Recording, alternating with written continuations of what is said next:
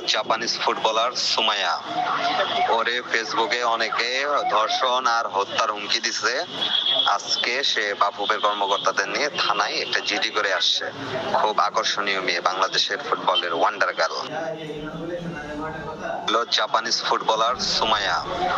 ওরে ফেসবুকে অনেকে ধর্ষণ আর হত্যার হুমকি দিছে। আজকে সে বাফুফের কর্মকর্তাদের নিয়ে থানায় একটা জিডি করে আসছে। খুব আকর্ষণীয় মেয়ে, বাংলাদেশের ফুটবলের ওয়ান্ডার গার্ল।